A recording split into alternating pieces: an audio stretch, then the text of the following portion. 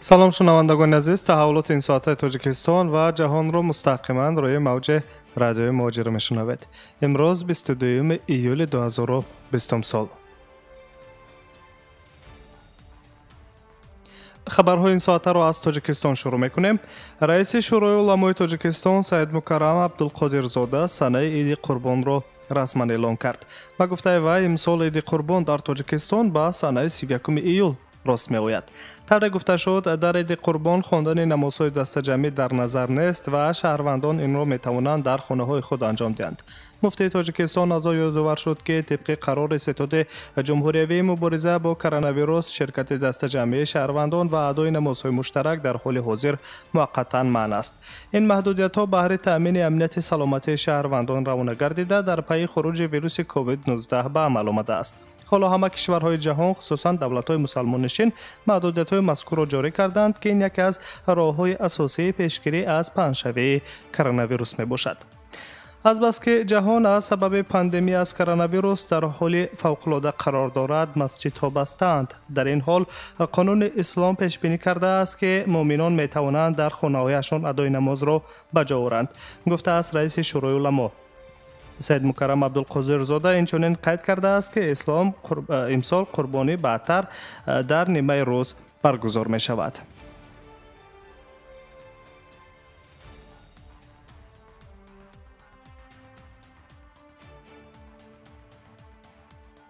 хабарҳои рӯзро мустақиман мешунавед.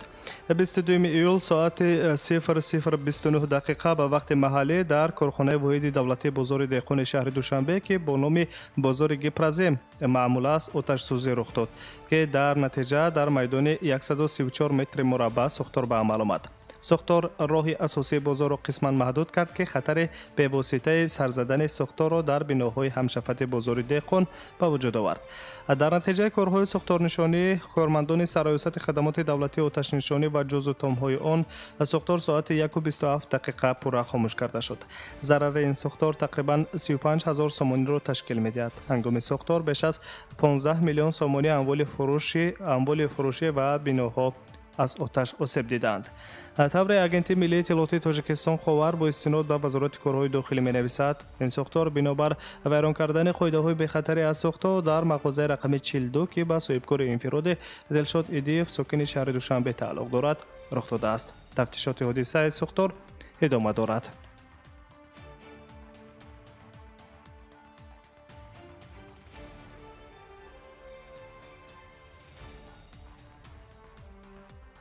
дар Тоҷикистон мемонем ва хабарҳои рӯзро мустақиман идома медиҳем.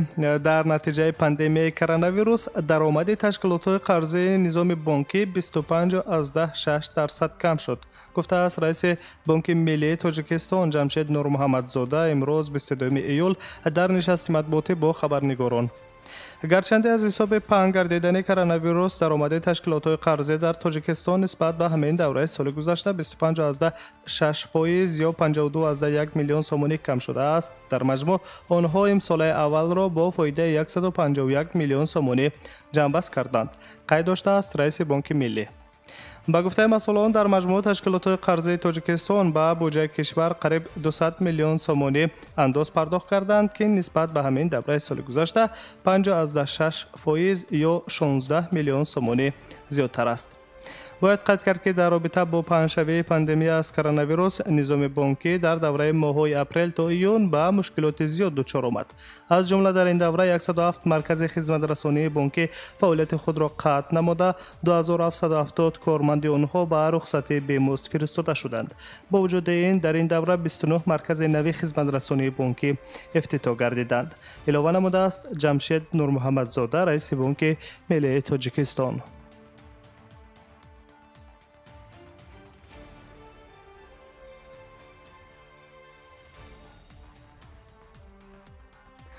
тафсили хабарҳои Тоҷикистон ва ҷаҳонро мустақиман мешунавед. аз Тоҷикистон ба Русия бармегардем.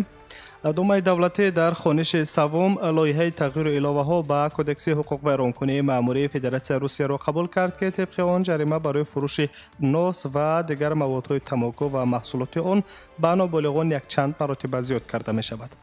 تغییرات ها در ماده 14.53 کدکس مأموری روسیه صورت گرفت که طبق آن همکنون حد نهایی جریمه برای فروش محصولات تنباکو به نابالغان 8 برابر زیاد کرده می شود که این مبادله از 5000 روبل تا به 40000 روبل را در بر می گیرد. برای شخصان منصبدار جریمه حد اکثر از 50000 تا 70000 روبل، برای شخصان حقوقی از 150000 تا 300000 روبل زیاد کرده می شود. علاوه بر این در سند جریمه ها برای تجارت ناس نیز پیش بینی شدند. جریمه ها برای فروش ناس از 2-4000 روبل قبلی تا به 15-20 هزار روبل برای شخصان واقعی بالا برده شد. موافق معیارهای موجوده، شخصان حقوقی به جای 40-60 هزار روبل قبلی از این به بعد 100-150 هزار روبل جریمه پرداخت میکنند. خاطر رسان میکنیم که در دایره قانونگذاری فروش ناس در روسیه سال 2016 باز این جانب منع کرده شده است.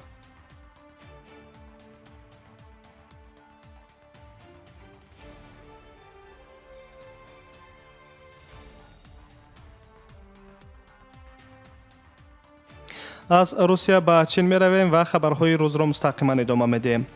مقامات چین به آژانسی های سیاحی اجازه دادند که سفرهای سیاحی را در داخل کشور برقرار کنند. خبر می‌دهد اژانس سینخوا. روز دوشنبه 20 ایول مقامات شهر پکین سطح واکنش اضطراری به کووید 19 را از دوم به سوم درجه پس کردند، زیرا در طول 2 هفته در پایتخت یگان حالت نوی تصدیق شده سیرویت شوی به کرونا ویروس به قید گرفته نشده است. تژاو وی مین، سخنگوی دپارتمنت فرهنگ و سیاحی شهر پکین گفته است که اکنون اژنسی‌های سیاحی می توانند سفرهای داخلی را تشکیل کنند، اما تنها به آن ولایت‌هایی که در آنجا بیماری کرونا ویروس کم است. تا حال وارد شوی سیاحان به منطقه هایی که خوف میانه و خطر پنه‌شوی کووید 19 را دارند منع است. طبق تحلیل های پیشکی مقامات، بخش سیاحی داخلی تا دوره فصل سرما به حد 30-40 درجه از نو رشد خواهد کرد. چین چون که سر از آغاز پاندمی کرونا ویروس هم بخش سیاحی داخلی و هم بخش سیاحی خارجی در چین کاملا از کار ماندند. با تطبیق یک قطار محدودیت‌های شدید در سمت پیشگیری پنه‌شوی از کرونا ویروس در اکثر شهر و ولایت و مضافات‌های چین، فعالیت بخش سیاحی از 100% قبل تا به 0 برابر گردید. حالا باشد با بهگردیدن وضع اپیدمیولوژی در اکثر مضافات‌ها، مقامات می‌خواهند بخش سیاحی داخلی را از نو احیا کنند.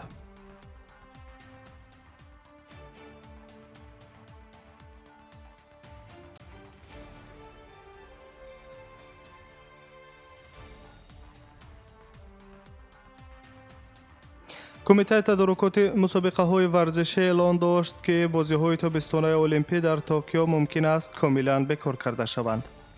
انتظار شدن ما در دوره پاندمی کرونا ویروس خیلی دشوار است، اما اگر ما بازی ها را در توکیو با کرونا ویروس گذرانیم، توکیو می تواند برای بازی های نوبتی المپی یا دیگر چاره‌بینی های بین المللی نمونه باشد. ما امیدواریم که موفقیت بازی های المپی در توکیو می تواند یک میراث در تاریخ بشریت است، گفته است توشیرو مورو، دیرکتور اجرایی کمیته تدارکات بازی‌های المپی توکیو 2020.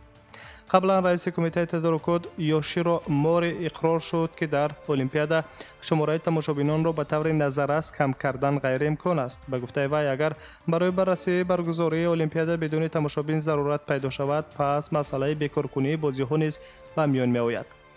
طبق یک نظرسنجی تلویزیونی جمعیتی ژاپن، بیش از نصف شهروندان این کشور جانبدار بیکار کردن یا به تأخیر گذاشتن المپیاد توکیو 2020 هستند. یادآور می‌شویم که بازی‌های تابستانه المپی باید از 24 ایول تا 9 آگوست سال 2020 در توکیو برگزار می‌شدند. چاره‌بینی با سبب شدت نوی پاندمی کرونا ویروس به سال آینده موقوف گذاشته شد. در نظر است که المپیاد توکیو از 23 ایول تا 8 آگوست سال 2021 برگزار شود.